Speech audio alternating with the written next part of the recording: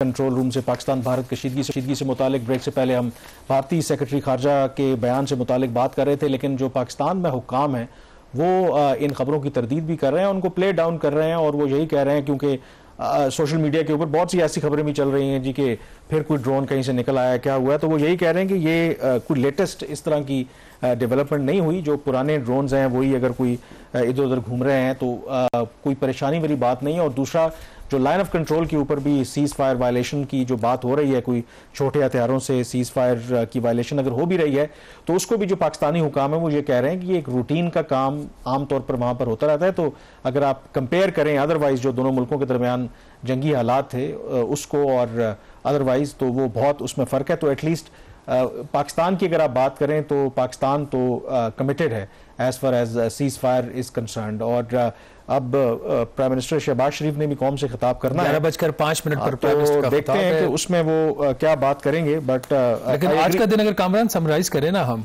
जो एक कहा जाता है कि बहुत बड़ी इकोनॉमी है दुनिया की, one of the larger economies of the world जो इंडिया है, उसके मुकाबले में पाकिस्तान उसका मुकाबला नहीं कर सकेगा। तो जो बात रीइंफोर्स की है हमारी पाकिस्तान एयरफोर्स ने, हमारे अफवाज ने, कि सिर्फ हथियारों से और टेक्नोलॉजी से जंग नहीं लड़ी जा सकती, इससे जज्बा चाहिए होता है।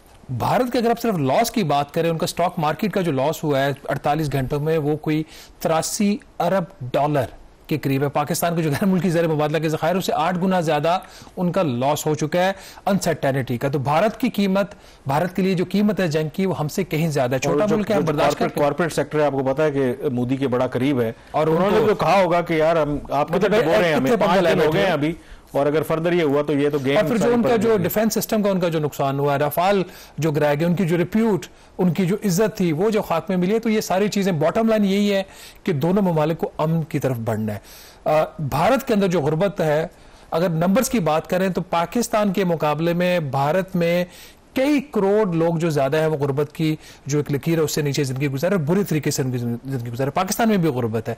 दोनों ममालिक दिफा के ऊपर जो खर्च करें, यही पैसा जो है अपने लोगों की डेवलपमेंट के लिए खर्च कर सकते हैं।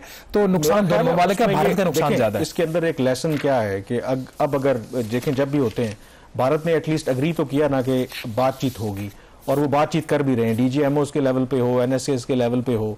तो ये बातचीत क्या पहले नहीं हो सकती थी? पहले भी हो सकती थी। और ये चीज एस्टेब्लिश हो गई है कि आप जितने मर्जी आपके इख्तलाफात हों, अल्टीमेटली आपको वो बात करनी पड़ती है। अब जो लोकल विजडम होता है ना, ये इधर भी अप्लाई होता है कि मसलन अगर दो आप मोहल्ले में भी लड़ाई होगी ना, आप पर्चा कराएंगे, काउंटर पर्चा आप पे भी हो जाएगा, एंड पे आपको सुलह करनी पड़ेगी। नहीं करेंगे सुलह तो वकील चौधरी बीच में आ गया है, चौधरी बीच में आ गया। और एक खास चीज जो हमें अपने दोस्तों का शुक्रिया अदा करना चाहिए, चीन का, तुर्की का, अजरबैजान का, सऊदी अरेबिया का, खासतौर पर चीन का, जिसने हर लिहाज से, हर तरीके से और खामोशी से पाकिस्तान की मदद की और डंडोरा नहीं इस चीज का पीछा। और मेरे ख्याल में जो तुर्की वो वाहिद वो मुल्क है जिसने खुलकर, क्योंकि बाकी जो ममालिक हैं, चीन दायरा के पब्लिकली वो एक बैलेंस बात करते हैं, बाकी दुनिया ने भी की, लेकिन जो तुर्की है उसने खुलकर पाकिस्तान का बिल्कुल वन साइडेड पोजीशन लेते हुए पाकिस्तान को उन्होंने सपोर्ट किया। और जाहिर है कि जब बाकी दुनिया है वो भारत के साथ उनके इकोनॉमिक इंटरेस्ट हैं, और तुर्की की अगर आप बात करें तो बहुत बड़ी वहाँ पर टूरिज्म की इंडस्ट्री है, बहुत बड़ी तादाद में भारतीय भी वहाँ पर लोग जाते हैं। और ये मैंने देखा कि जब ये खबरें चल रही थी तो कैंपेन चल रही थी कि जी तुर्की का बायकॉट करें, तो कुछ टर्किश लोगों ने कहा भी हुआ था कि हमें इससे कोई फर्क नहीं पड़ता। तो I think heads off to Turkey and बाकी जो पाकिस्तान के दोस्त ममालिक थे जिन्होंने इस मुश्किल वक्त में पाकिस्तान का साथ दिया। फिलहाल कंट्रोल रूम से इतना ही, यहाँ पर आपसे इजाज़त लेंगे और फिर आई थिंक न्यूज़ ब्रेक है। न्यूज़ ब्रेक के बाद प्राइम मिनिस्टर का मुमकिना तौर पर जिन्होंने खिताब करना है वो फिर आप सुनेंगे।